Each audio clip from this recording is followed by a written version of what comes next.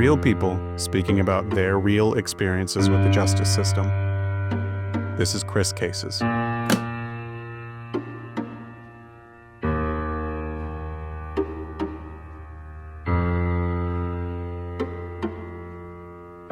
right, this is Chris Doran. This is our first episode of Chris Cases. This is an experience where we're going to bring real people that have experienced the criminal justice system or other aspects of the justice system and talk about it and talk through their experiences and what it was like to experience that. It's my pleasure today to welcome my very first guest, which is someone that I've known for a really long time. This is Frances Salazar. She was one of my very first clients ever. She was my second trial as a real lawyer. And that was all the way back in 2016. So I thought, who better than to have Frances as my first guest on this case. So Frances, thank you so much for joining me here. Thank you for having me, Chris. I appreciate it. So Frances, a lot of people know about your story because it has been on the news and it has been everywhere. But first, I just want you to tell us a little bit about who you are. Did you grow up here in Arizona? What's your family like? I did. I grew up here in Arizona. I'm a native. I would have probably gone somewhere else, but I have a huge family and close family ties. Children, grandchildren, great grandchildren. Just one great. There are lots of extended families, so I couldn't leave because there's just that bond. So. Okay, great. Well, the case that brings us here that I want to talk to you about was all the way back in December of 2013, December 31st of 2013. We're going to actually take a look at some of those things. But before that, I want to kind of give our viewers a little bit of a background. This was a case that involved two felony counts for possession of a narcotic drug and possession of drug paraphernalia. And it was a traffic stop that happened back in December of 2013. So can you tell us a little bit about what was going on in your life that time and what you remember about the traffic stop? So I was actually I don't live in Phoenix. I didn't live in Phoenix then, but I was in Phoenix and I was caregiving, and I had gone to work early to get the lady I was caregiving for ready for New Year's. Unfortunately, she needed, stuff washed and whatever. So I took her bank card, went to the bank, had her friend take me to the bank, and on our way there, we get pulled over. And you weren't actually even driving this car? No, I was the passenger. Okay. And the person who was driving the car, it wasn't their car either? It wasn't their car either. Okay. The person who owned the car, they had let you borrow the car from what I remember? The car was loaned to an individual for the purpose of taking me to do what I needed to do for this individual I was caring for. So you guys get pulled over, and you're not even awake when you guys get pulled over at first. Is that right? That's correct. It was super early in the morning, and so I'm already tired. It's I'm up early, and that was intentional to get her ready so that I could spend New Year's Eve with my own family, and so I'm tired. We're on our way to the bank. I doze off, and the next thing you know, the driver is nudging me and saying, "Hey, we're getting pulled over," and I look behind us, so I'm like, yeah, we are getting pulled over. And by that time, we're already in the parking lot of the bank, and we are parked right in front of the ATM. So, and that's important to, I say we're parked in front of the ATM for other reasons that we'll get into. Yeah, so the ATM, basically at the bank, they have security cameras there. They do. And typically officers wear body cam. They do. And in your case, neither of those things ended up I got no being footage available. of anything. No footage of anything. First off, I'm the passenger in the vehicle. I was not driving yet. I was targeted in this. I say targeted, but because that's the way I feel. I feel like I was targeted, and I'm the one who went to jail. And the driver did not go to jail, which. I still have no clue why or don't understand. I really don't know how much I can say. You can say anything to talk about the case, but so let's back up a little bit. So this, there was a crack pipe with crack in it that was found in the car. Yes, there was. And it was found in between the front passenger seat and the center console, kind of shoved down in between. Is that right? So that's what the police officer is saying. Okay. However, where he really found it, I do not know, because there was several incidents in the police report where there were contradicting information. You know, it was in the console, it was between the console, it was under the seat, and the same thing with the stop. The stop was that we were being pulled over because there was no license plates, and because the license plates was expired. There was an expired temporary tag, which is the truth of the matter, was there was an expired temporary tag. So why so many different explanations on both of those things?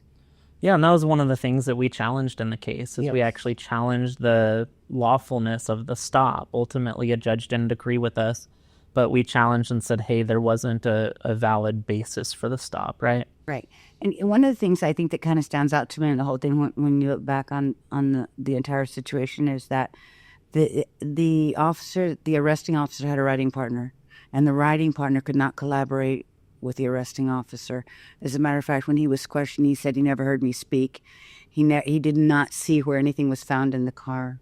And I can't really completely remember everything that he said, but he did not collaborate with the arresting officer. I don't even think he did a police report. No, Right. it didn't. It was all on the arresting officer. Well, take us through this. So for people that have never been in that situation where they get pulled over and then they get placed under arrest, like what was that like when you're like trying to go to work and you're asleep in the front passenger seat and all of a sudden you're now getting arrested? Like, what's that experience like? Well, I think the entire experience, especially when you know that you're innocent, you're not doing anything wrong, it's almost, it's a horrible experience, something that nobody should have to go through, but it's kind of hard to explain. You're in a situation with police officers, and you can't just walk away and say, hey, I'm innocent. You pretty much have to go along with the protocol or the procedures, and you just have to fight the system. So with that alone, knowing that you're innocent, and even if you're not, it's a scary thing, everybody reacts to situations differently. I think I'm a pretty strong person, and I think I went through all this entire thing pretty well. But for somebody who maybe isn't as strong, or has never been arrested, or is being wrongfully accused, or maybe made a mistake, it could be pretty scary, because there's a lot of things that can take place that could put them in a situation that necessarily didn't have to happen because of them being scared. Like maybe, the police officer may say, well, you're arrested because of this, and you did it right. And, you hear stories like that all the time, but, do they happen? Yes, they do. I mean, I'm one of those cases, not necessarily they scared me into that, but of wrongfully convicted. When you are professing that you didn't commit a crime and an officer is convinced that you did, is there really any way in your experience, like talking your way out of that? No, there's not. Okay, first off, I was half asleep when this is just a quick scenario. I was half asleep when we got pulled over, and the police officer made me get out of the car. And the very first thing that he said to me was, let me see your arms. You must be on drugs. You're falling asleep. So he thought I was on some kind of a drug that would, a downer or something, I guess. And he looked at my arms. My arms were clean. And then he contradicts himself after he finds a paraphernalia in there and says, oh, is this crack? And he shows it to me. And I'm, well, I guess it is, And so then he took that as an admission that it was mine, which that's not the case. So there's a lot of things that I guess you'd really need to plead the fifth, maybe. Yeah, I mean, that's always my advice to people, is to ask for your lawyer and not say anything. But that really ended up being the crux of the case, as it came down to what this officer said on the stand, which was different than his police report. We're going to get into that. With with being pulled over and ultimately being arrested, you said at some point he asked you, hey, what is this substance? And you identify as crack. And at some point they find out what your name is and they see you struggled with addiction prior to this. Is that right? That's right. Because I had a past. Because I had a past. They brought it into my present and I was automatically guilty. And I have heard the stories of similar things, and it happens all the time. If you don't fight or have somebody to fight for you, like you fought with and for me, then it can be pretty bad. This case, we ultimately ended up taking it to trial. We did, which was very scary. Was that your first time taking a case to trial? Yes. Okay. And you had a handful of prior cases with the criminal justice system, and in all of those cases, they were either dismissed or you pled. Yes. Okay. Why did you decide to take this one to trial? Because I was innocent. So I have,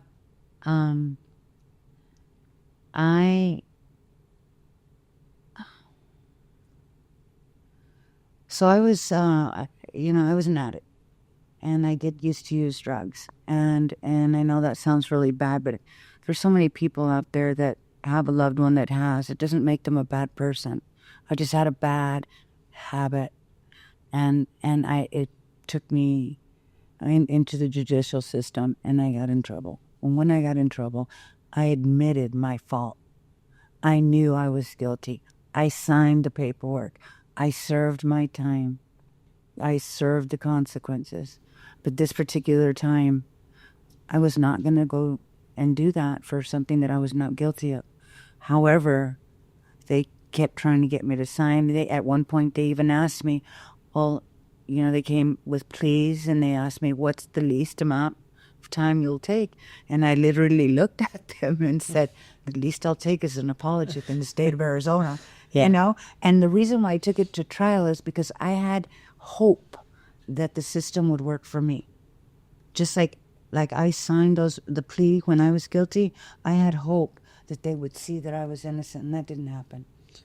And I think that really spoke a lot to me, because you had been involved in the criminal justice system so many times before, right? And you had always taken a plea. And this time, you got some pretty good plea offers in this case for someone in your situation at the different points, but you were not willing to take a plea here. No, I had to. There comes a point that regardless of what the consequences, at least for me, the consequences were if you don't sign this plea for 2.5 years, which was for me was a good deal. Had I been guilty, it would have been a good deal. But for me, it wasn't a good deal because I was innocent. But when you're looking at 6 to 15 years, if you go to trial and lose, then sometimes it's a scary thing and you want to sign. But it became a matter of principle. Like, I'm innocent and I'm going to fight. And I did. So you were facing 6 to 15 years with a presumptive sentence of 10. And that's a really big risk. Yes. To take a case like that to trial. And the reason why it was so much time for such a little bit of crack cocaine is because when people have priors in Arizona, what a lot of people don't know is it heightens your mandatory minimum punishment that you can be given, because that's something the jury never gets to know. Yes, yes. And so it was a big risk to take it to trial because I was facing that amount of time, 6 to 15. As you said, most likely, most of the times you would have gotten a presumptive of 10. However, you want me to say about my mom again? Sure. Oh, yeah. Yeah, talk about that. So,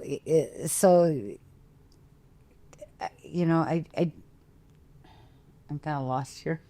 Well, I think what you were saying is you're saying that at some point you were given some pretty good plea offers along the way. Yeah. And at one point your mom was even begging you to take a plea. So talk about that a little bit. Yeah, so I was given a good plea for a person in my position having a past and having priors, because it does heighten the amount of time that you could possibly get.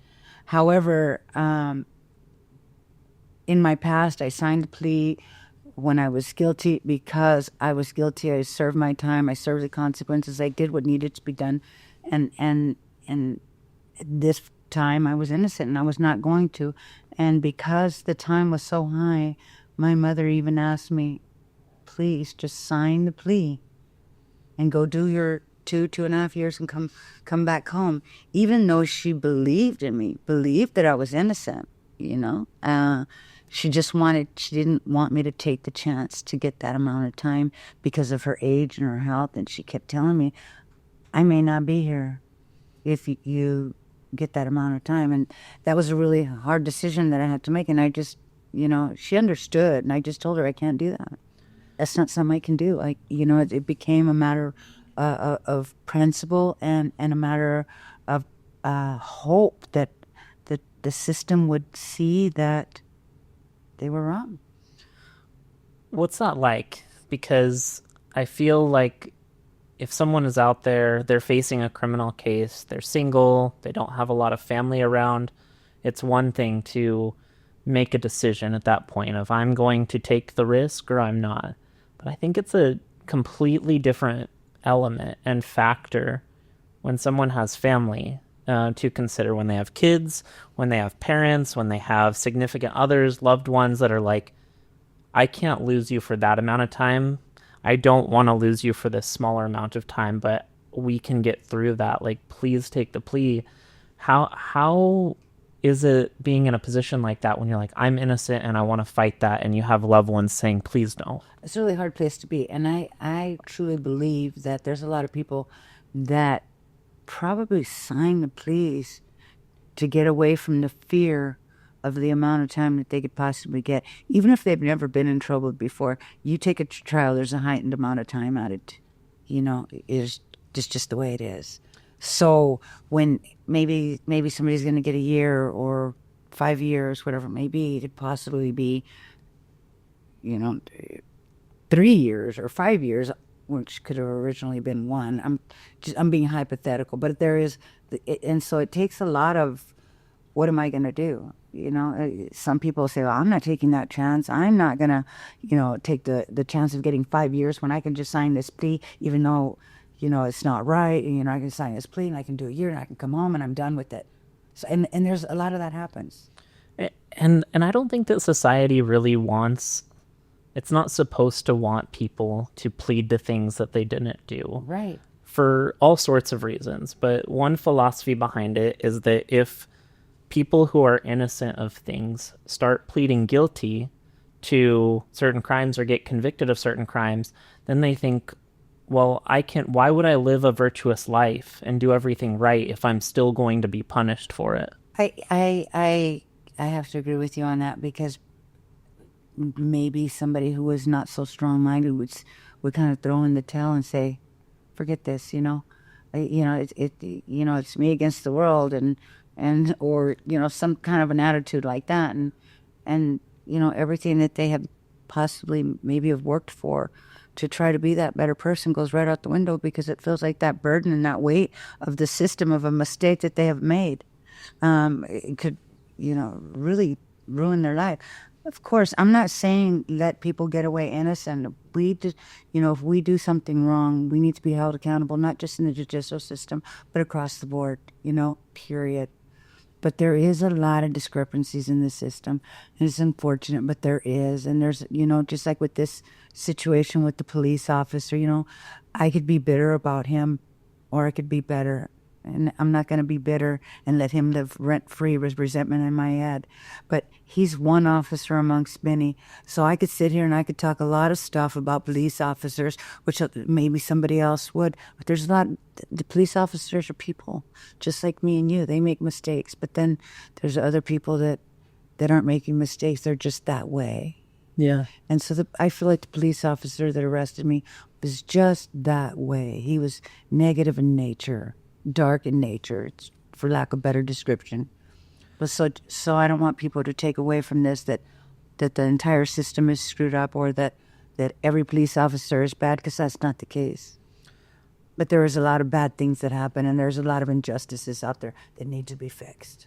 I think that's a really powerful thing that you said. I'm going to I could choose to be bitter, but I'm going to choose to be better. Yeah. That's powerful.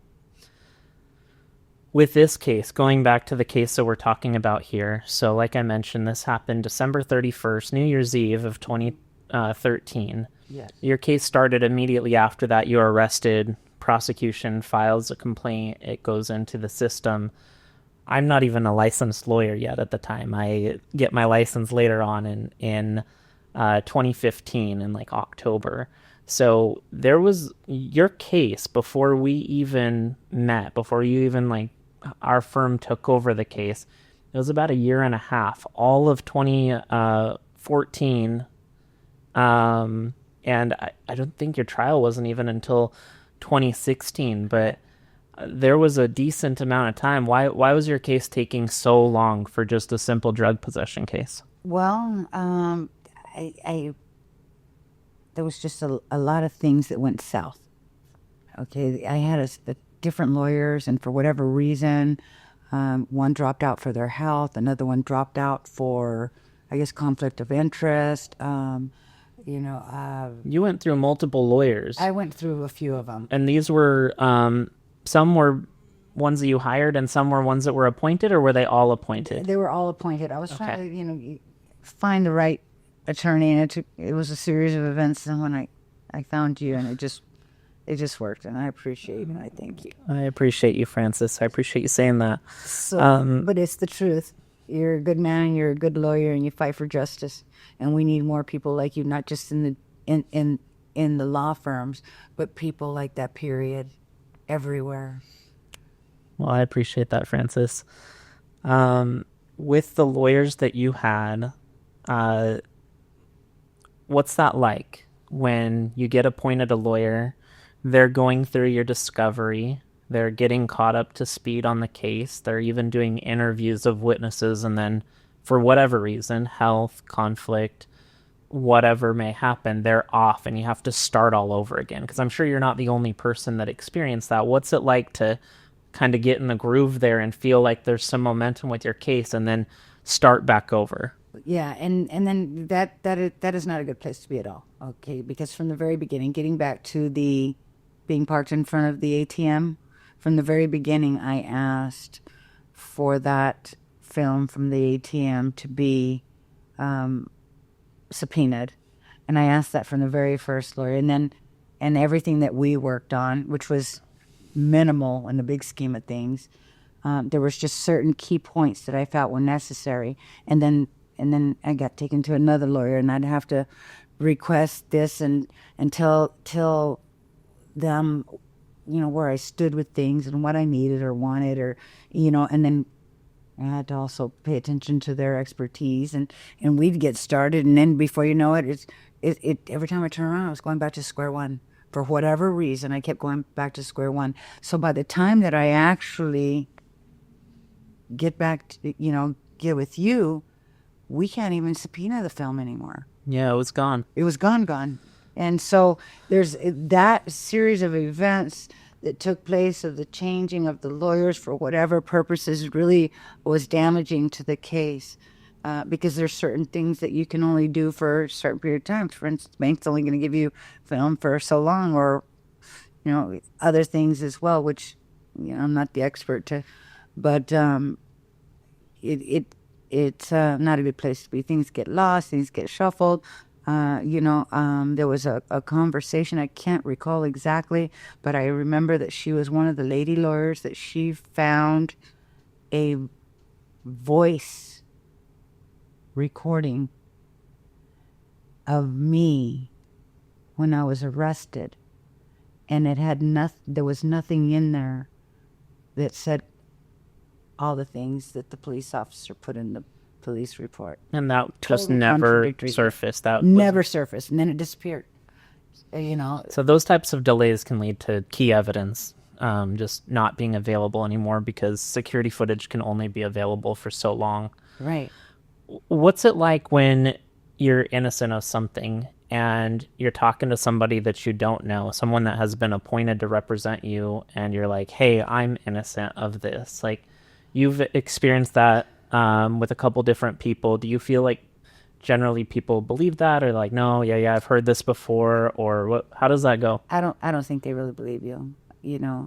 I think that it's almost cows to a slaughter. Like sometimes that's just, I know that's probably a jaded way to say it, but I think that so many people come through the system and they're appointed lawyers and they see so many, and the majority of them are probably guilty for whatever crime, whether it be petty or medium or major, whatever it may be. And when somebody says, well, I'm innocent, yeah, I've heard that before, and when you're trying to give them the information that because a video cannot lie, and a bank video is very high tech. Yeah. And I was parked sideways, doors opened, where that video would have seen everything in the car, everything.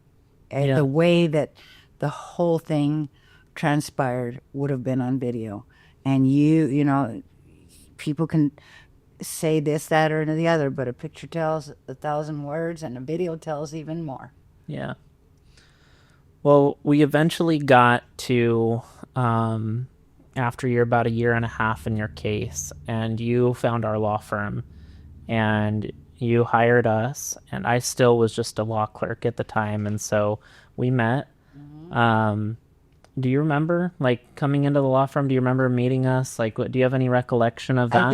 I do. Actually, you were with Samantha in the same building with the bonds people who bonded me out. Yeah. And the reception, I'd come in and I'd check in because I was bonded out.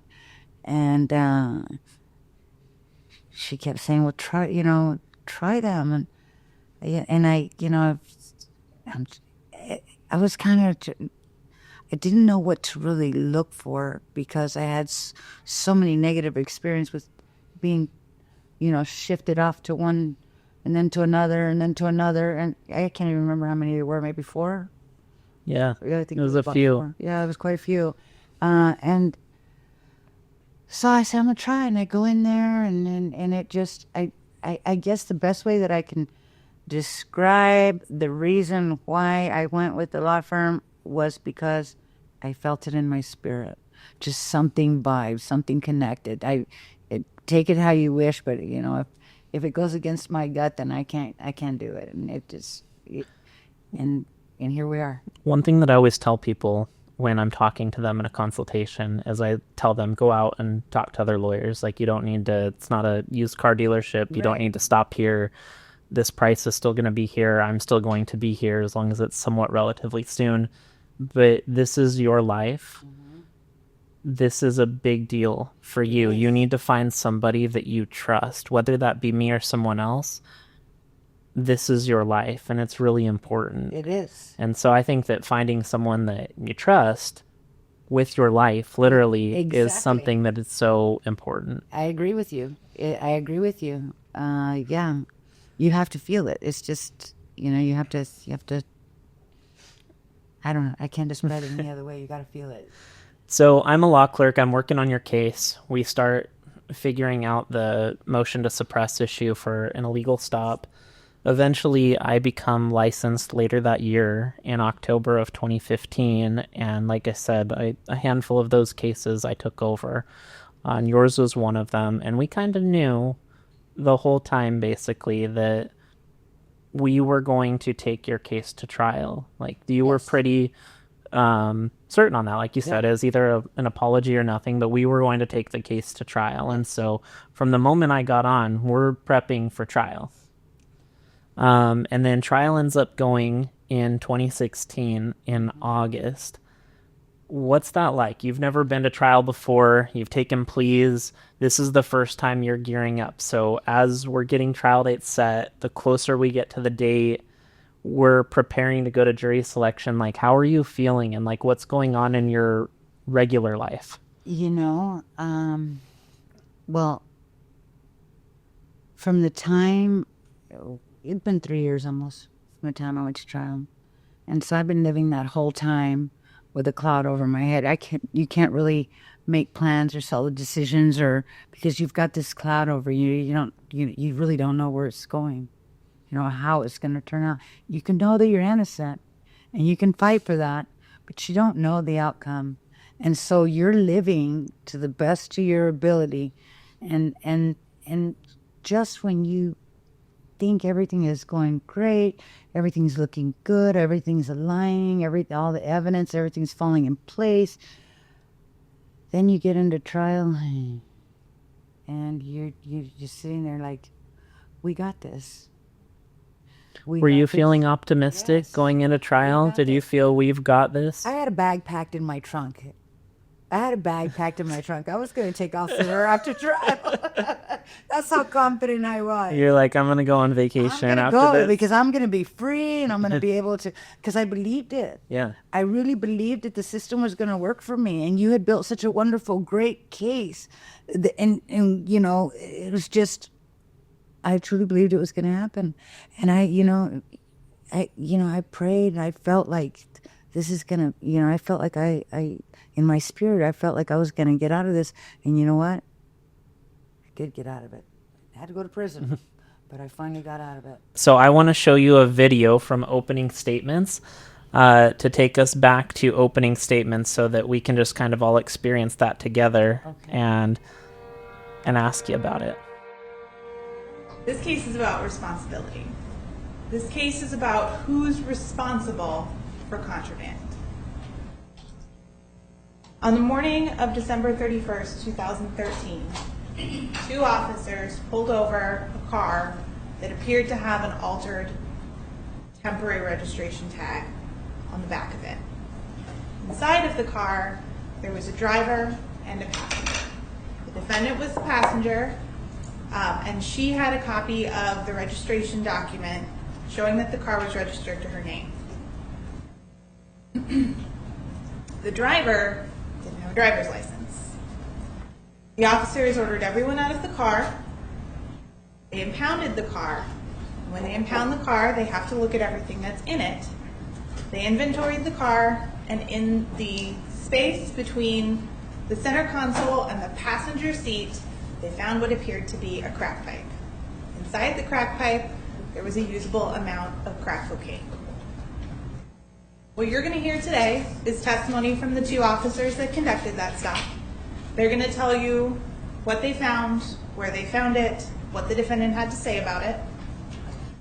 And then you're going to hear later on this afternoon from a criminalist who's going to tell you how she tested the item that was found and that she believes it to be crack cocaine. It's a very straightforward case, but everyone deserves their day in court. So today I'm just asking you to hold the state to its burden, look very carefully at the evidence, and deliberate faithfully. At the end of this case, I'm going to speak to you again, and I'm going to talk to you about how all the evidence supports the charges. I'm going to ask you to find the defendant guilty. Thank you. So that was the state's opening statement. After jury selection, that is the very first time that you're hearing anything with the trial. Do you remember, like, what you were thinking after you heard the prosecutor give their opening statement? Well, she was putting a case together against me, and she did a good job putting it against me, but she was falsely addressing the jury, in my opinion. First off, she's maybe what nobody is paying attention to, or in this whole thing, is that the owner of the vehicle got on the stand and said exactly where he did drugs and he used to hide them in the car. He got on stand and admitted that it was his. Yeah, And so let's talk about that for a second, because leading up to trial, we had a witness in this case. We had the owner of the vehicle, who was not the driver, and it wasn't you, but it was the person that had loaned or lent this car for you guys to use. Right. And he had been interviewed prior to trial, and he confessed that the crack pipe was his. Yes. And that he's the one that put it in between the glove compartment or the center console and the passenger seat. He said that was his hiding spot for it. And then he testified before and said that again, and then we had to get a lawyer present for him. Exactly. And he was still, his lawyer said, don't do that. You have an ongoing case. Like, this won't be good for you. And he was adamant that he still wanted to say the truth because he's like, I don't want someone who's innocent to get convicted. So all of that had already happened prior to trial, right? Correct. She doesn't mention a thing about it No. in her opening statement. Not at all. What's that like for you? I mean, for me, I'm sitting there thinking, well, the jury is going to not really give a whole lot of credibility or believe some of the things she's saying because she just didn't even address this big issue here. Right. But what's it like as a client to know there's a whole different side to this case and not hear the prosecutor mention it at all? Well, what it's really like is that I'm fighting for my life, and you are really you are the source of my fight, and I cannot say a thing when I'm in trial. So I'm hearing different testimonies, especially hers, and I'm sitting there and I'm wanting to stand up and say, hey, mention this, or why are you saying that, or why are you leaving? And you can't. I can't address them. And I couldn't, from the police officers on the stand, he got so many things wrong. I couldn't address him. So it's a really hard place to be, that you want to speak up for yourself and you can't, because that's just the way it runs. That's just the way it is. That's the procedure. Yeah, that's the procedure. Now, if it was just you and I haggling Yeah. over something, we could go back Right. and forth, but we can't do that in a courtroom. That would be so difficult for me, and maybe this is why they say that lawyers make bad clients, is because my voice is my sword. My voice is my shield. My voice is my biggest asset. So to sit me in a scenario, say your life is going to be out there for everyone right now, all of these people are going to argue about it. They're going to determine it. They're going to decide it. And you can't really say anything Can't say until it comes time to, if you want to testify and if you're going to do that. So that'd be really hard. That was super hard. Throughout the whole thing, I think having to keep my mouth closed and not speak my piece and my truth was a really hard thing to do. Or to, somebody says something, you want to interject and say, wait, let me clarify that. You can't do that. And so there's so many layers to the law, so many things that I don't know, but that I've learned along the way that I had no clue existed.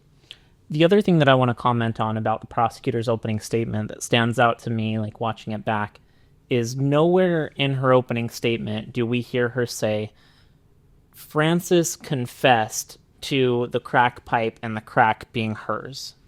No. Nowhere. No. That would be a pretty key, crucial fact that in my mind, every prosecutor would mention if that were a fact of the case in their opening statement. So I am not a lawyer. I don't, and like I said, there's so many layers to the law, but I could write a list of things that are just, injustices, period. Like,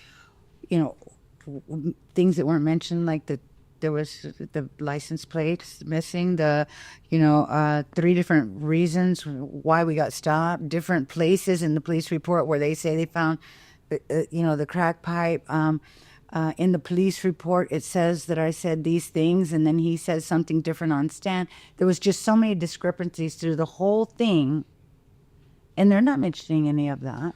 She's definitely not going to bring it up because her case is against me, not for me. Right, and that makes sense to me that she wouldn't bring up some of those things, either because we already addressed some at a preliminary or at a previous evidentiary hearing, or some because they're bad facts.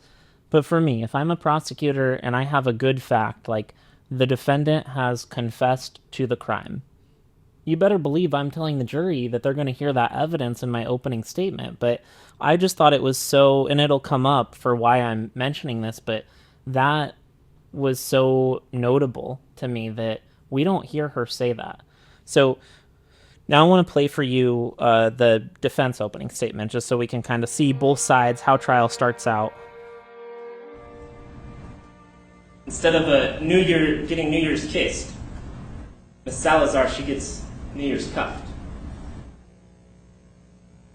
Instead of watching the ball drop down, Salazar sees her life blow up. It all starts with a gold Jaguar. It's driving down the street to an ATM. A man by the name of Rodney McCulloch is driving the vehicle. Salazar is asleep in the front passenger seat. This car, it gets pulled over. The police learn that Mr. McCulloch is driving with a suspended license. They take Mr. McCulloch and Ms. Salazar out of the car. The police, they search the vehicle with the intent to impound it. During that search, one officer finds a pipe used to smoke crack cocaine. And in that pipe, a tiny amount of crack cocaine itself.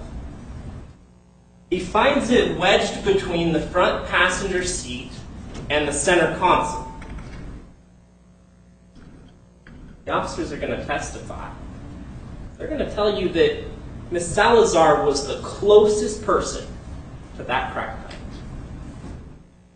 You will learn through testimony that it wasn't visible. Learn that this wasn't her car. You'll learn that the car was loaned to Rodney McCulloch. You'll learn that the owner of the car is a third person named Antonio Harris.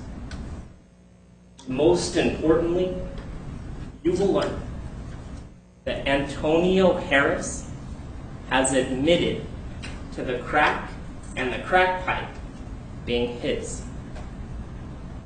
Let me repeat that.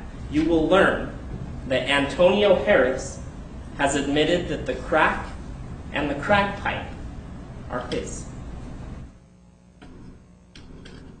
You'll learn that when Mr. Harris gets on the stand and tells you this for himself, this isn't the first time that he's telling it to anyone.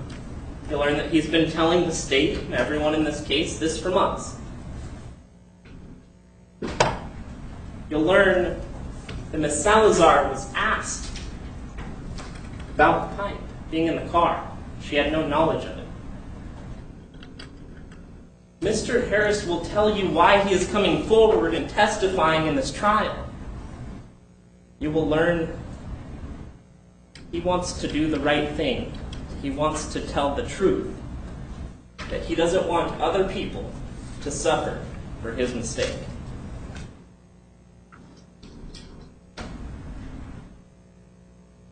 Members of the jury, you're going to learn that there were three possibilities of who this crack pipe could belong to. Rodney McCulloch, Frances Salazar, and Antonio Harris. You'll learn that someone has already taken responsibility for that pipe. As the judge just instructed you, the burden of proof is on the state. They have to prove their theory to you, their prediction, beyond a reasonable doubt.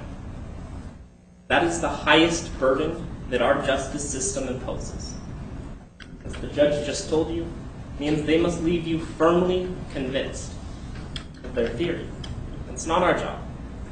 We're going to tell you whose pipe it is, but we don't have to. And you don't have to be convinced of who we think it is.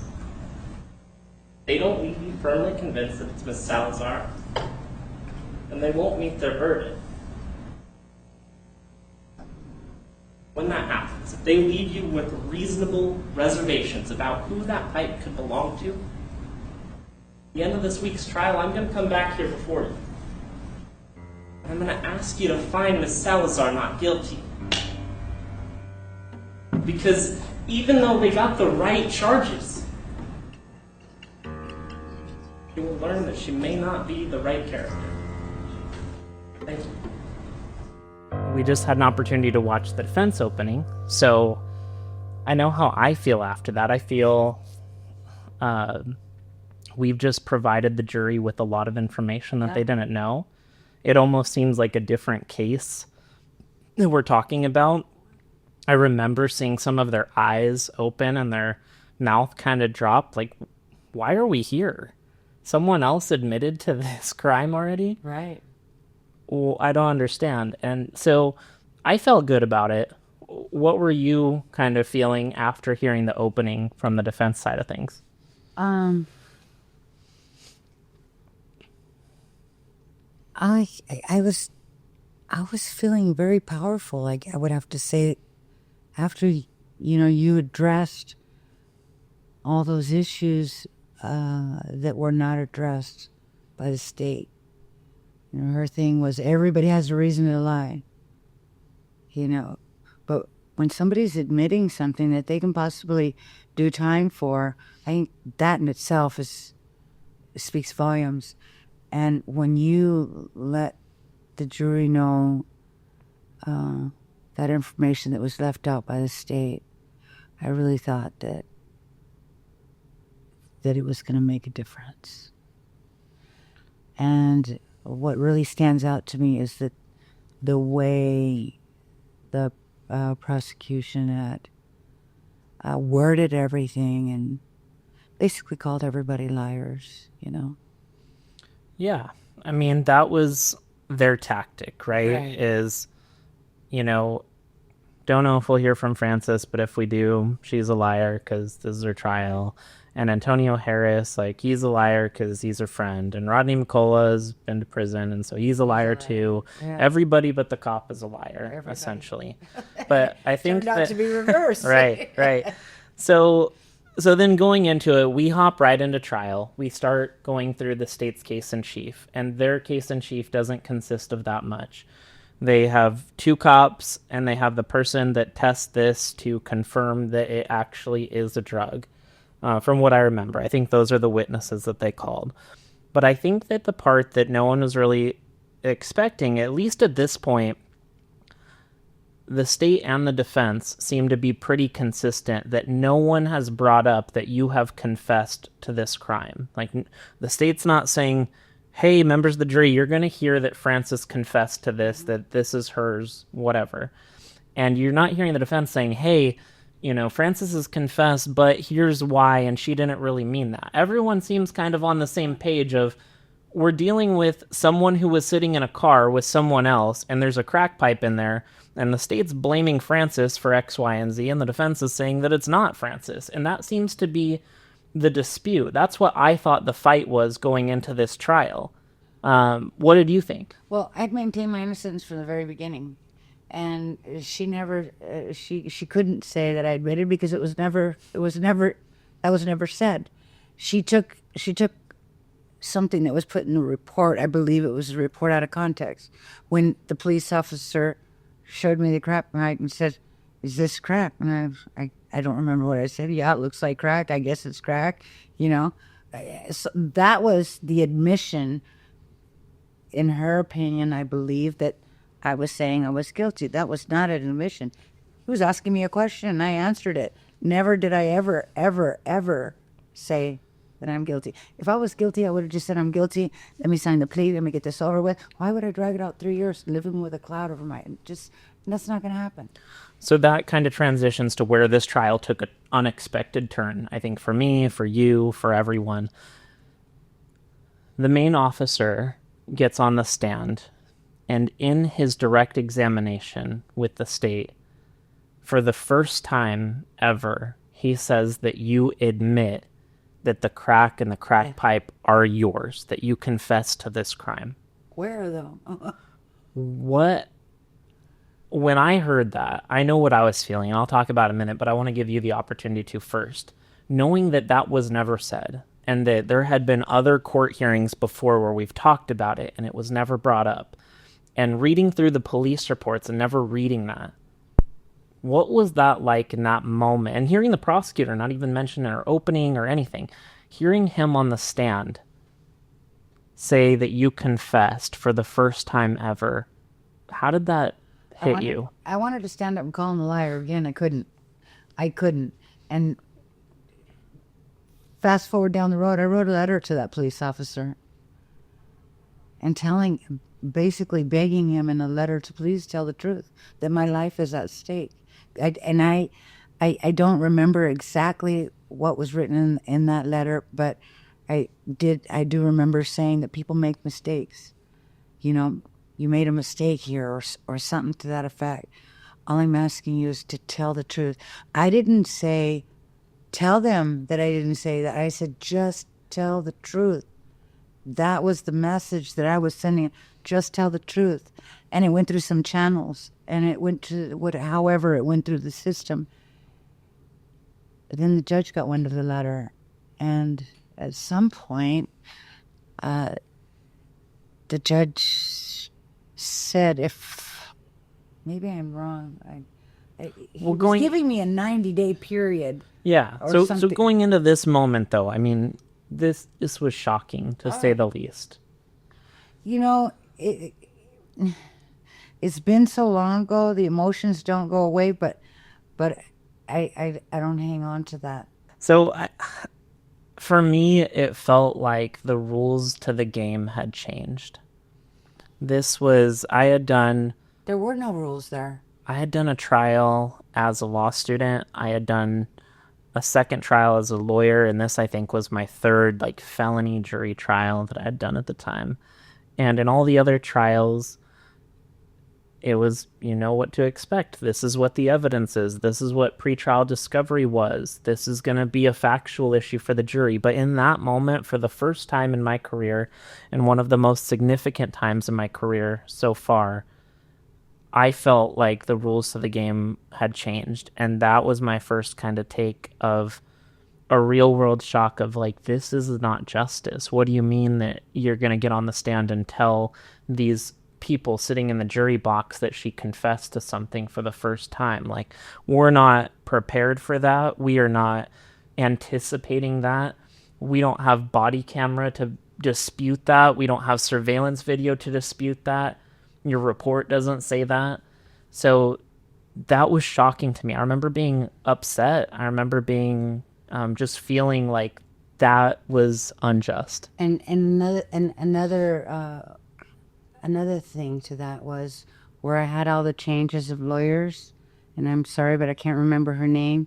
The lady lawyer, she was the only lady lawyer that I had, came up with a video recording of myself talking to the police officer. Why there was no body video, but there was audio, I don't know. There should have been both, but she played that. I was in jail, and she came and she played it, and she says, "Is this your voice?" What was clear it was, yeah. And she played it. We played it over and over and over. It was a very short video, or audio, and you could hear him asking me things, and never once was there any confession, but there was some kind of coercion where he was trying to get me to say that was mine. As a matter of fact, when he found it in the car, he goes, "I found your crack pipe." I'm like, that's right. That's not mine. Yeah, you said it wasn't yours. So so then Antonio Harris takes it. Well, first, before we get to that, then this officer gets cross-examined. And when I'm cross-examining him, I start impeaching him with all of the prior stuff. I'm impeaching him saying, here's your police report. It says that she admitted that drug you presented to her was crack. And it says, that's not mine, but I'll take responsibility for it. Those were kind of the two key statements where the closest they could get to a confession. And I know that those conversations, that from what I understand, your position is that those ones didn't even happen, but at least from what we knew about, the police report had said she admitted that this substance was crack, which is not an admission. And she said, this isn't mine, after being pressed over and over again, but I guess I'll take responsibility for it. And that's kind of what the report had indicated. So I go up to him on cross and I present his police report and present that to the jury. I present his previous testimony where he was under oath and didn't mention anything about this. And I felt, okay, we have remedied the situation. We have proven to the jury that this guy is a liar and that what he's saying can't be trusted. And I felt like the issue was fixed in that moment. How did you feel after cross? I was feeling like, I thought this is, they got him. they're catching him at every angle. That Chris is presenting all these different things, and he's contradicting himself at every avenue of his police report, his testimony on the stand, and still.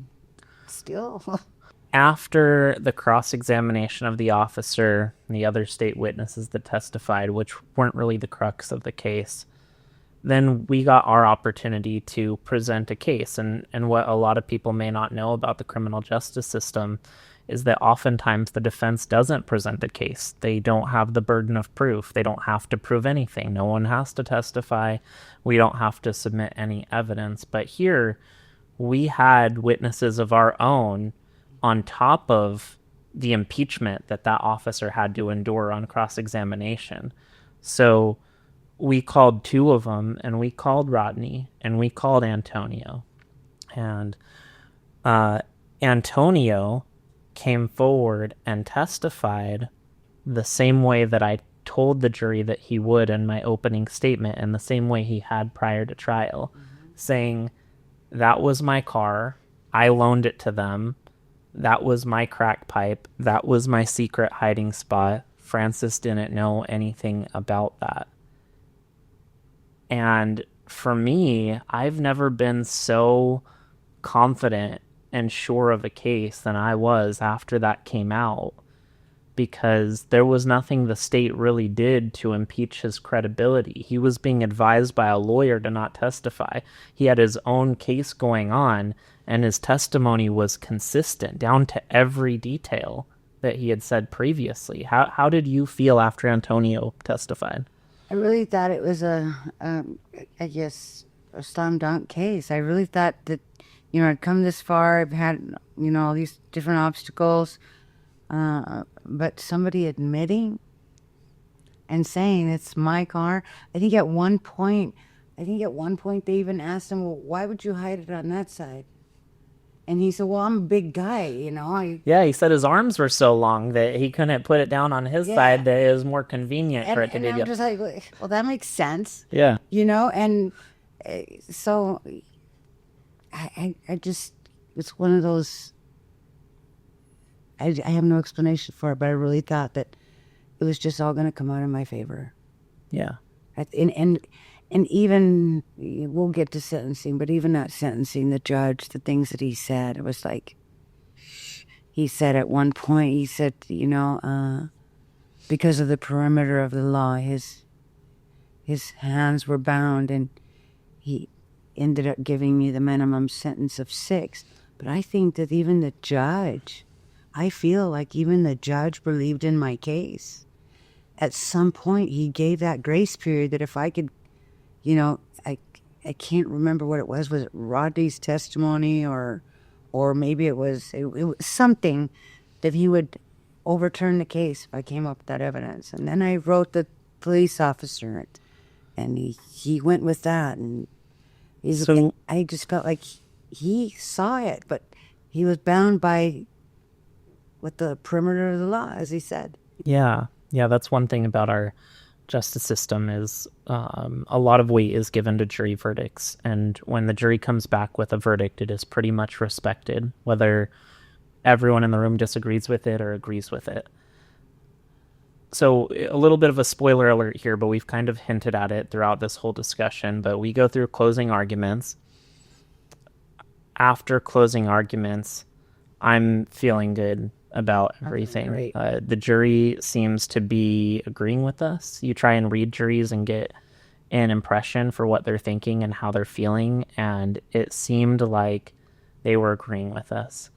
I guess one thing before we get into the verdict is you made a decision in this case with my assistance to not testify in this trial, and I'm going to let you speak on that first, but then I'll address it. But why, for someone that is innocent, can you speak on, and someone that has prior convictions, I guess, can you speak on the fact of why you made that decision to not testify in this case? It was a hard split. Like, I really wanted to get up there, but sometimes I ramble on, and then I believe that you advised me not to. Yeah. Because, already had her. You can tell in this whole interview, like, I go on sometimes, and that's just not what you do. So it was probably in my best interest not to get up there. And then sometimes I think, like, maybe I should have, but you can't, you should not shit on yourself. Yeah. That's kind of crazy, but yeah. So, it's just the way it went. Well, one thing that a lot of people may not know, or maybe they do, but if someone has prior convictions from their past and they don't end up testifying, a lot of times the jury doesn't get to hear about that.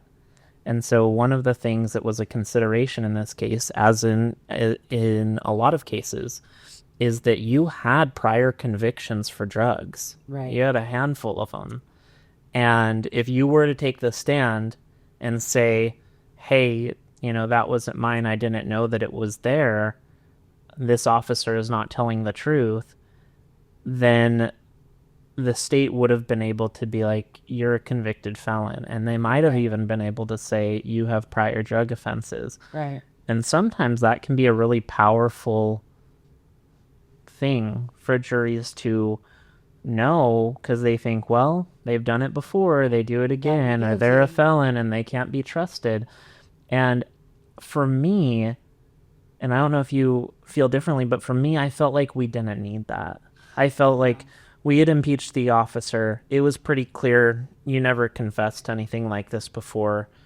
We had Rodney, who was in the car there, that never said anything about a confession from you, and he was there to hear what happened.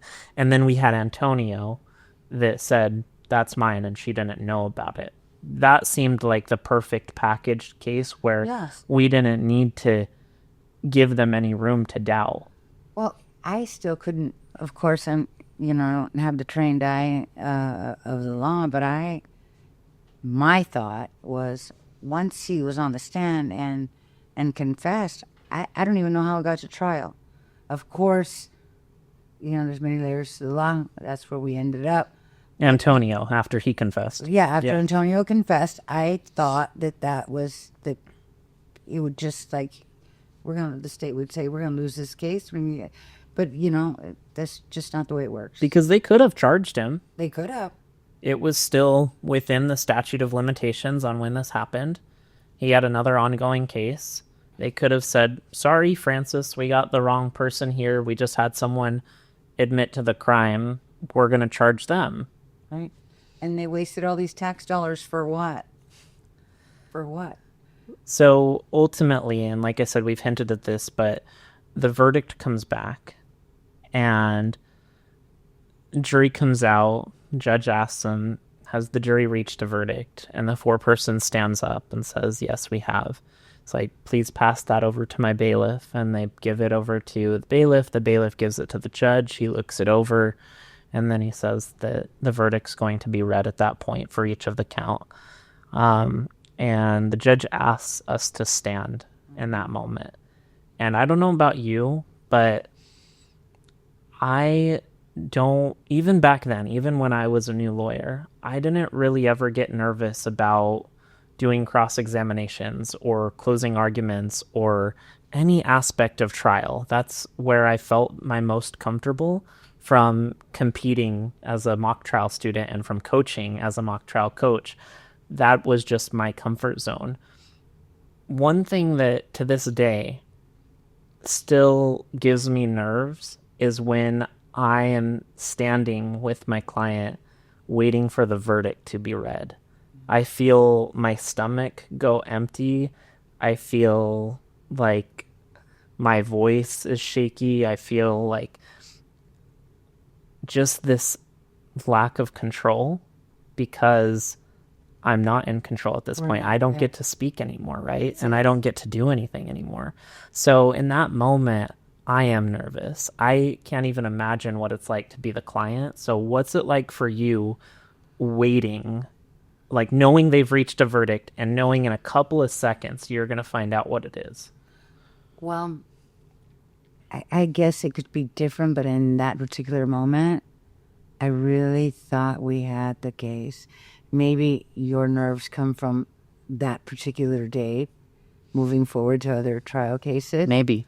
It could be, because at that particular moment, I was very confident that you had covered all the bases, and that, all, the discrepancies were exposed. Everything was, laid out on the table, so to speak.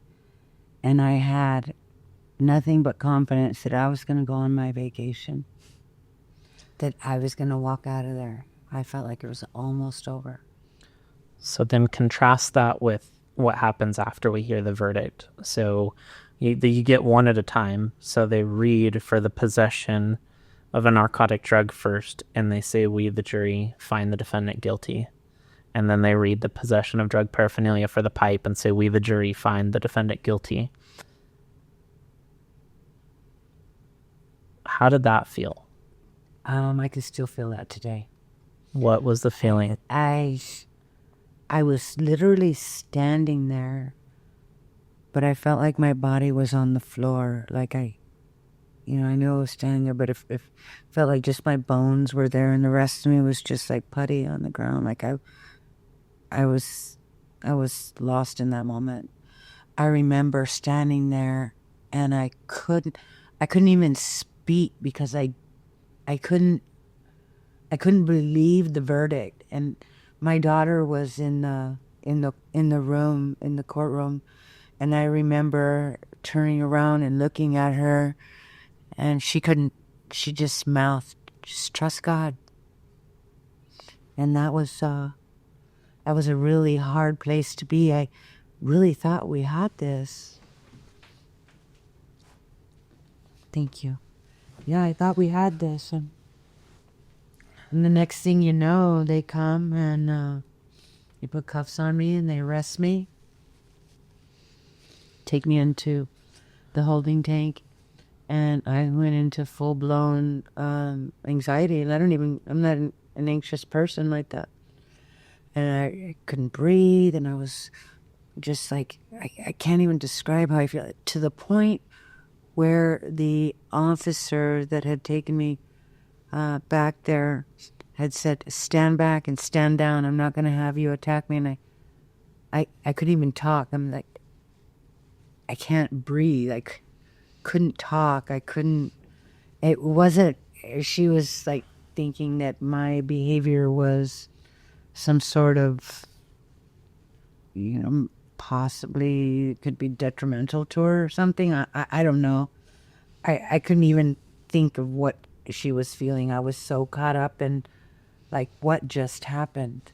Had you ever experienced anything like that before? Never have I had that type of anxiety. It was like an elephant was sitting on my chest. I can't even describe the moment. Is there anything you've experienced that you can compare it to for people that have not and will not ever be in a situation like that? Like what that feeling felt like?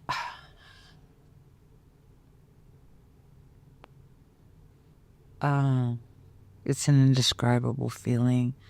It's one of those things when you think that, you're doing all the right things, and you just know that the right things are going to come back, and it doesn't. And it doesn't. And there's just an explosion in your body, and it just reacts the way it reacts. I can't describe what that's like at all. I can't. It's undescribable.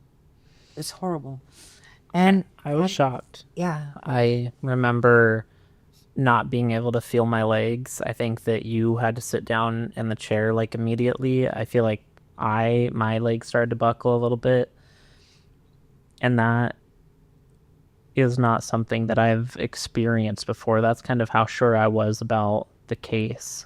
And at the end of the day, it seemed like nothing that we did mattered, because the jury just believed that officer and what he said on the stand. And they didn't care about what he said previously. They didn't care about what he wrote in his report.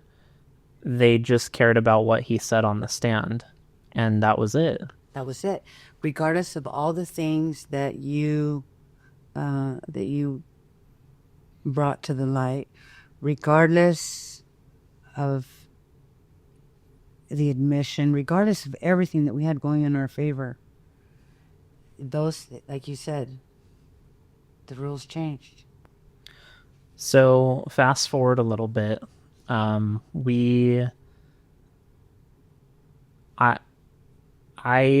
am very passionate about what I do with all of my cases. I care about the people that I represent. I think you know that. Yes. But I also am a competitive person, like anywhere from playing board games to just anything. I want to be the best and I want to win and I want to succeed that way. And so I had not had a loss at trial before, and I did not feel like this should be the first one.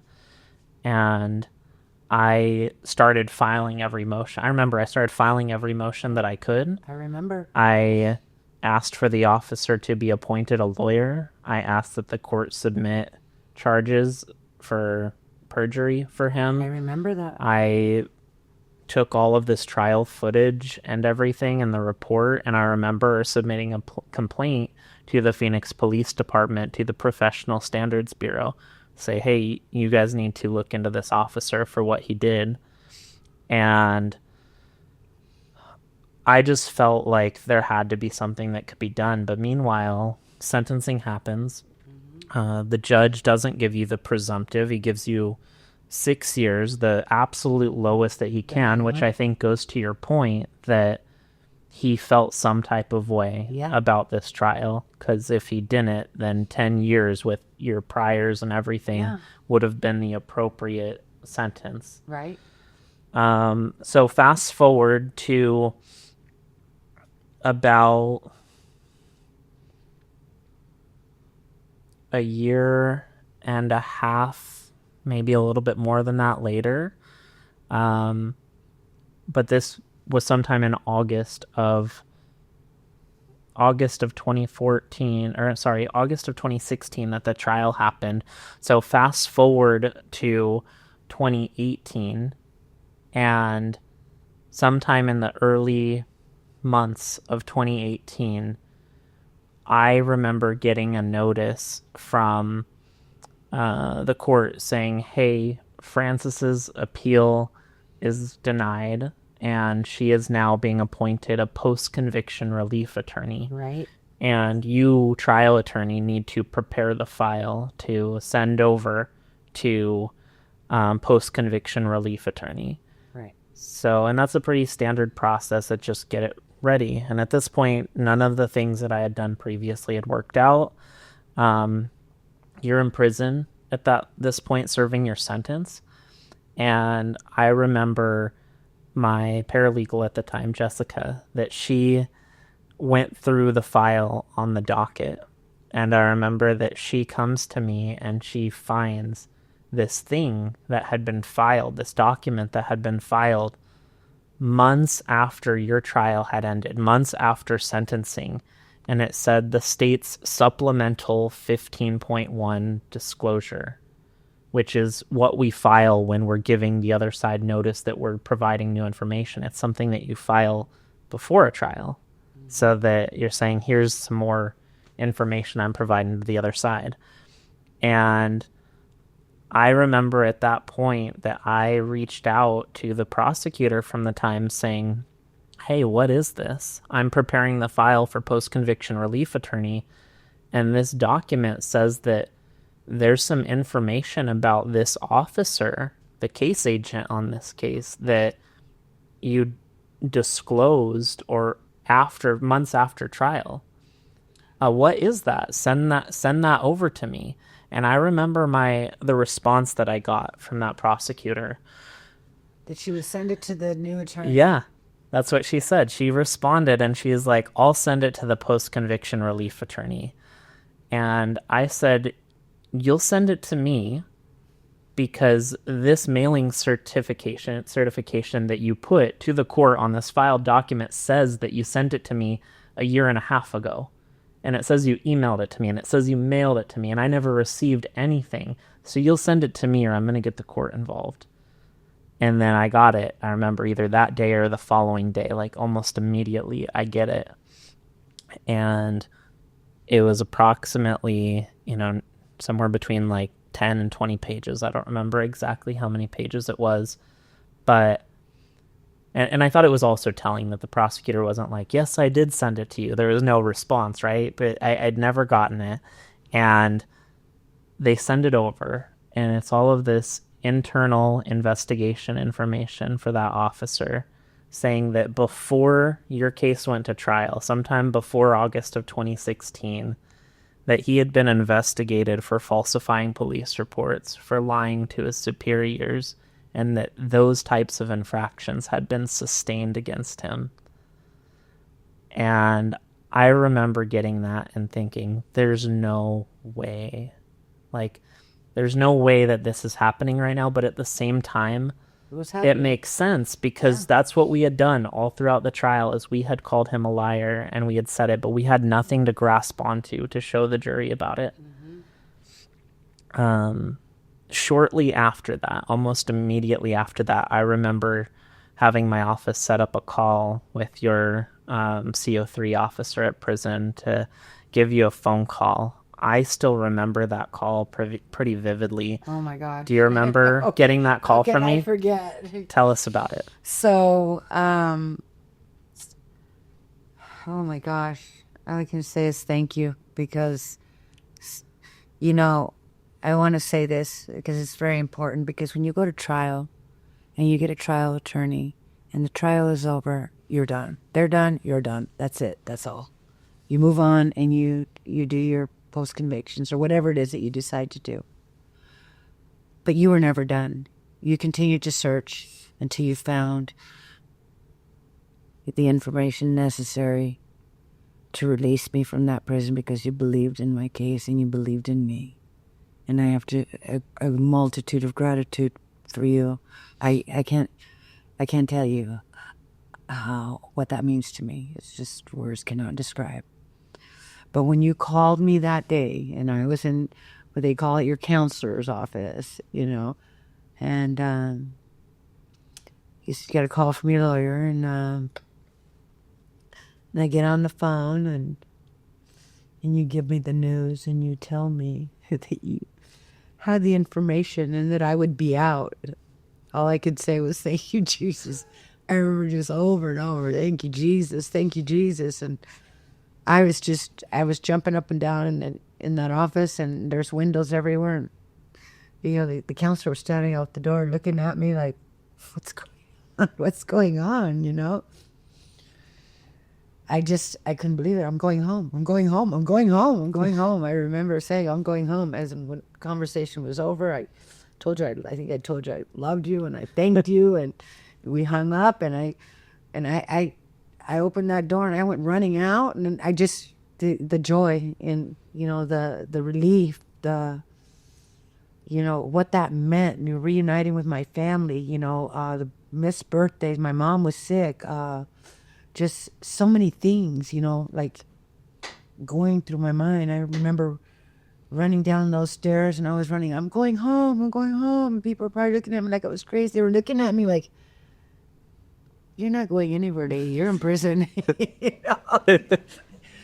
And people did not believe my story. And never once when I was in prison did I ever say, I'm going to stay here 6 years. I'm getting out. I kept saying, I'm getting out. I believed that was in my spirit. I knew that it was coming.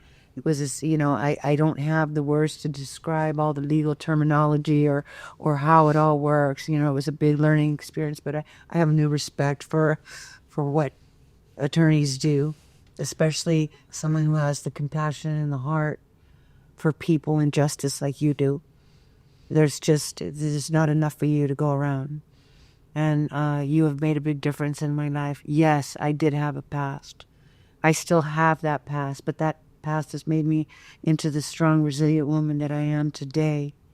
There's a lot of addiction out there, and I'm watching at my age, I'm watching it just get worse and worse and worse. I don't think there's any family that's out there that hasn't been touched in one shape or way or form. But there's hope. There is hope. And if they get in trouble, and they're guilty and they go to jail, that may be a rescue, not an arrest. But if they're not, just keep fighting and fighting. Come see Chris. Well, thank you, Frances. So, hearing that you kept your faith and kept the hope in prison is inspiring, because I imagine that would be really hard. You and I both share a faith. We're both Christians. We Yes. prayed before your trial, prayed Yes, that we did. Jesus would give me the strength to speak and give you the courage to be able to be there. And I still remember doing that prior to the trial. But I think for a lot of people, when they experience hardship, the loss of a loved one, some result that they don't want, it is easy to turn away from God and to It is. abandon It your can faith be. a little bit. But you maintained it. I So how did. were you able to maintain it, being like, I'm innocent and I just got sent to prison? There was a lot of questions. There was a lot of questions. Me and Jesus had some talks. There was a lot of questions. Okay, so getting back to the fact that, I had prayed a lot about my case. I would pray for you, and I really appreciate the fact that we would stand in front of those double doors and pray before we went in. Would tell people he's a man of God, and I just loved that. But I prayed for my case, and that still small voice told me, you're going to get out of this. And this is a lesson that I learned with the Spirit of God, is that sometimes when he talks to us, we have to listen to that still small voice. And he told me, you're going to get out of this. And I kept telling my family, I'm going to get out of this. It's going to be all right. If that's what was in my spirit. And my daughter told me, you're probably going to get out of this, but you're going to go to prison. And I'm like, I don't speak like that, So when all this happened and I get arrested and I'm having this anxiety and I'm like, in my mind, there's a part of me like, what happened, God? Like you told me I was going to get out of this. And it was like he went silent. It's like he went silent on me. And I just kept, I was going through things and I just kept trusting God. And some days I was like, I would question myself, did I hear you wrong? Was that my own voice saying you're going to get out of this? It was something so we have to be very careful what we hear when God speaks to us, because he did tell me, you're going to get out of this. But he never told me you weren't going to go to prison. He didn't tell me the road he was going to take me through. And so I did hear him. You're going to get out of this. And I got out of it. But I had to go through this process. And whatever that process, I know something's come. I met a lot of wonderful people. Maybe there was people in there that didn't know God. And just because I wasn't and had a past and addiction and stuff like that doesn't make me a bad person. And there's a lot of women in there that I met that are not bad people. And when holidays, I was fortunate enough that my family would send me money and I'd get to buy stuff, and that's a whole nother story. There's people in there that have nothing.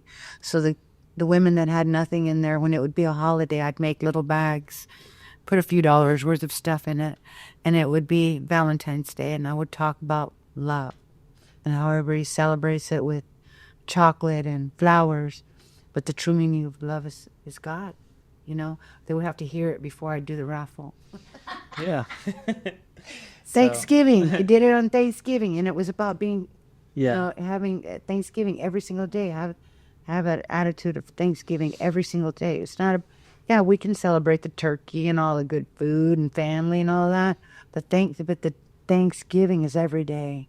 Give thanks, But so for every holiday, I would do little packages. And Easter, I painted, a bunch of girls got together and we painted rocks, and we put scriptures on them, we put numbers on them, and then we had numbers in a bag, and we talked about Easter and how he rose again. And they did an Easter egg hunt. Yeah, that's of the world, but who cares? This is the real meaning. And if that's what got their attention, and it's what we did. And I had other women who would join me in doing this project in there, and just sharing and loving, because we have a loving God. A lot of people want to say he's fire and brimstone. Unfortunately, that's misinformation. He's a loving God. So there's nothing about your conviction that is just or right or anything with it, but I think that it's inspiring for me and for a lot of people to hear that you didn't lose your faith and that you were able to probably affect a lot of people's lives that you may not even know the extent to how much you affect them from when they get out and the way they touch the world and touch other people's lives. So I think that that is really inspiring. Yes, it is. And you said a mouthful right now, because that's exactly what you've done for me. I get to see it, though, a decade here later, and I get to see where you're at, and it's incredible. But and talking about the prison system is a whole different show. But what I want to do now is fast forward to that day that you got out, because I actually have a video of that day. I ended up driving out to the prison on the day that you were going to be released. And I'd never been to Perryville before, I don't believe, but I drove out to Perryville, and I didn't know exactly how the process was going to work, but I remember calling your family and making sure they were going to meet you out there and stuff too, and I remember being there. And so I know that this video was once like brought up on the news and stuff, but this was actually my phone at the time that recorded this, so I want to show it to you so you can tell us about that feeling.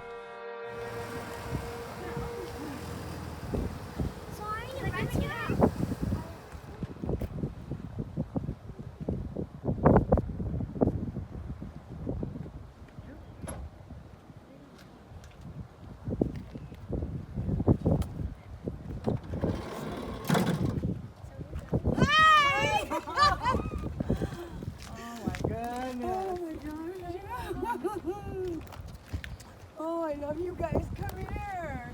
Come here. Why are you guys waiting? Oh, your gun's so big. Look at you. And where's the little one? Hi. Hi. How are you? Good. You're so beautiful. Chris. Chris. I hug everybody, and then I'm like, Chris. What was going on in your mind in that moment? So they put you into a van and kind of drive you from inside the gates at the facility out to the parking lot where the public can kind of be out there. But seeing your family there, seeing people you hadn't seen, and you were there for 22 months about? Yeah, almost 2. Yeah, well, I was locked up for a little bit short of 2 years. Yeah. But So 2 months there. people you haven't seen in 2 years. What was that like?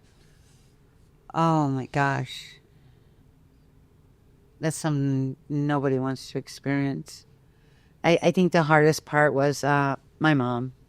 You know, she's no longer with me, but it was the happiest moment, but that's something nobody ever wants to experience. I can't describe. It's just like, I was so excited. I was so happy. I remember them, I had just left a town hall meeting arguing about why it had me in school, which we were talking about earlier, and I didn't quite finish. And I said, "No, I'm going home anyways." And then I get back to where they housed me, and I check my mail, and they give me my mail, and I open it up, and it's my appeal that says been denied. And then they asked me, "Where have you been? We've been looking for you." And I said, "Yeah, well, pack up your stuff." And I'm like, "What?" So I pack my stuff, and I go, and they have me in this tank, and call my daughter, and you were going to be out there with the news people or something. Unfortunately, something happened to the DPS officer that they moved that. That's right. Yeah. So Department of Corrections got wind that there was going to be media out there, so they put me in the van to take me away from the prison. Okay. And it was just a big delay. They were trying to get away from all that. And my anxiousness of just wanting to see my family and just be out was just like through the roof, through the roof. And on my way out, a girl was coming in. I guess she probably broke her parole or something. And I got to have a conversation with her and a conversation with the officer, and we talked about the story of Job, which at the end of the day, he was like, "Do you know the story of Job?" And I said, "Yeah." And he says, "I think that's you." And I'm like, Were there any women that were in there or detention officers that were like thinking that you're crazy, you're not getting out from that phone call that you had, to then sometime around this moment that they're like, oh my gosh, she's actually getting out?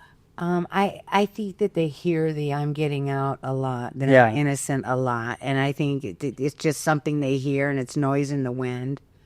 And I say that because after I get out, I go down to a parole place, and I was assisting somebody I picked up somebody out of prison. I took them to the parole place. I helped them get on a bus, send them back to Tucson to their family. I just, do what I can to help people.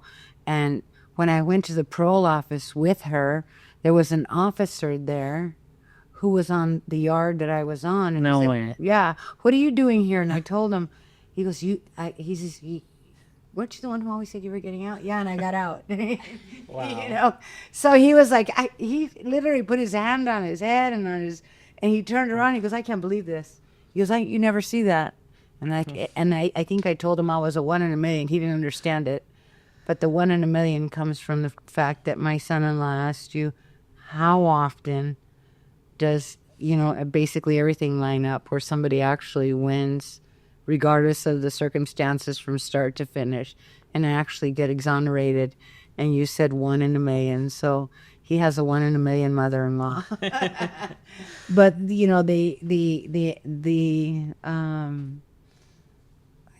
is so overjoyed just to know my family's outside the gate, and then to be able to see them and hug them and touch them, like the little one. She's as tall as me now. The little one in Wow. that video, yeah. Wow. And I think the biggest thing was that my mother, because I used to take care of my mother, and When did she pass? I 1 year after I got out, so I got to spend the last year. Wow. Of So her if you would have life. served your full would 6-year have- sentence, your mom would have passed away when you were in there. That's right. And that's why she told me, just sign it and come back to me. I won't be here. If I would have signed it at the beginning, then I would have been home, and maybe, that was her thought. But I got to spend the last year of her life with her. I took her to her doctor's appointment. We spent a lot of time together. She'd spend all day Sunday with me every week, and she would come to my house, and she would take naps on my bed, and we would just do our thing. And I was very grateful that I got to spend the last year of her life with her out here rather than in there. I can't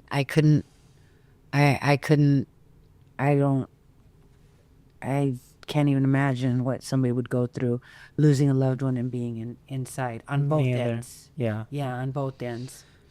So for our listeners that don't know, because your story, like I said, has made the news, but for our listeners that don't know, after all of this happened, there had obviously been a clear disclosure violation that had happened on the part of the police and or the prosecutor. And so ultimately, we connect you with a civil rights attorney, and long story short, but you sue the police department, you sue the prosecutor's office. That case goes on for a long time. Yes. It didn't even end until like last year or 2 years ago. And you end up getting, they end up settling the case. You had to go through some pretrial motions, but they settled the case.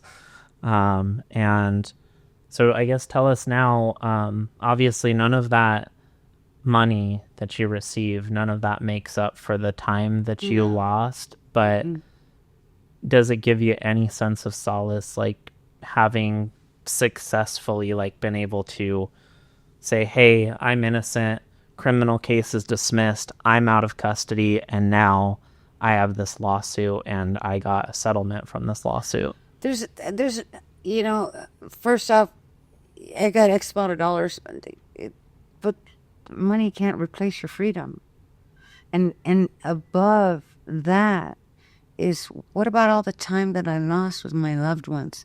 Yeah, money is great, but it goes really quick. It's not like I'm gonna live the rest of my life on what I receive. Money's great, but it's not the it's not what matters the most. What mattered the most was me being present with my family, especially my mother, because those 2 years she deteriorated. And I was her advocate. I was one who fought the insurances for this and helped her, get to her doctor's appointment. Of course, somebody did step in but they didn't do all the things that I did. I would make her eat right, and I would do things to keep her as healthy as possible because I wanted to keep my mother. Even losing her I lost her about 5 years ago. Was maybe a little longer, 18. What are we, 25? Time just goes so fast. But yeah, a little more than 5 years ago. And I, at my age, I need my mom. And then I see these young girls that don't have their mom, and my heart breaks for them. So that missing the birthdays, not being present with my family, if it wasn't for my family, yeah, I have a past, I was addicted before, but thank God for my family, because if it wasn't for them, that had no reason to come out the other end, so to speak. Laying my addiction to rest. It was a battle, but we all battle with something, but there's hope. Just pray, obey, trust, and believe. So where are you now? How is life? I think one thing that our listeners are probably interested in, for especially someone in your situation, is like, how is life going now? So life is great. Life is good. Life is life, and life happens. You're a business owner. I'm a business owner. I previously was doing hair, and I was doing caregiving, and I was caregiving on the side, and I was doing hair as a business at a beauty salon, and that all went south. And now I'm doing something totally different, and I'm just enjoying life. And it's work, being a business owner is, people have this conception, oh, you got a business, you must be doing great. No, it's a lot of work. It is a lot of work. And the other thing is, after all of this resolved, we were actually able to get all of your previous convictions set aside, get all of your civil rights restored, seal your case records. All of that happened. So your past is now truly your past. My past. Yeah. How's that feel? My past. That feels great. I can, I can vote. I can do what every felon that still has those things on them wishes they could do. And I tell people, you can do it. There's a process to it, but you can clean it up. Certain things you got to do. You got to pay, any restitution you may have. You need to file with the courts. That feels great. Just knowing that, like, I'm free again. I feel kind of whole there again. The last question that I have for you is, each person that I'm going to talk to on the show is going to be about their experience with the justice system. So is there any parting message or advice that you can give to anyone about your experience with the justice system, in case they are ever in it or have a loved one that's in it? That's a really good question, and I would have to say that answer is based on what they're dealing with. I would have to say plead the fifth, and support both. Don't say things without a lawyer. Yeah, great advice. Get your lawyer, because they know best. There's so many things that I don't know about the law. Like I said before, there's so many layers to it. I've learned a lot, but I absolutely know nothing in the big scheme of things. Just do the right things. If you, tell your lawyer that, yeah, I'm guilty. Help me, get treatment or help me turn my life around. But with the system itself, I really believe that there needs to be some intervention. Let me give you an example. I was in court one day for something, and there was like this kid. He was probably like 18 years old, and he was in there for a marijuana charge when they were charging with marijuana. And the lawyer that was date appointed or paid, I don't know. But the kid knew nothing, not even enough to kind of like, he was just scared. And the lawyer told him, look, just say do, and you'll be fine. And so the lawyer goes back up to the front and turns around and looks at the kid, and I'm sitting behind the kid, and he goes, you got this. But then the kid goes up there, and the lawyer just says, oh, he's going to plead guilty to this, that, and basically not pleading for any intervention, any kind of, let me get, these 18 years old. Why are you not going to fight for him to make better choices, to intervene so that this charge could eventually go away? And, you know, I'm not saying let him get away with it. Yeah, serve the consequences, get your lesson. But our system needs more rehabilitation. Yes. I don't know if I'm describing what I'm trying to get across. No, I mean, I agree with that. But, I mean, that just really, it was really frustrating to see that. I wanted to take that kid outside and say, I'll defend you, you know. Yeah. But, you know, so regardless of your situation, just, you know, I maybe I don't have an answer for that, but just, if you're innocent, fight. Don't give up. And if you're not innocent, do the right things. Seek the help. Seek the right attorneys. You know, go with your gut, follow your heart. You won't go wrong. That's good advice. Thanks so much for joining me, Frances. I really appreciate it. Thank you.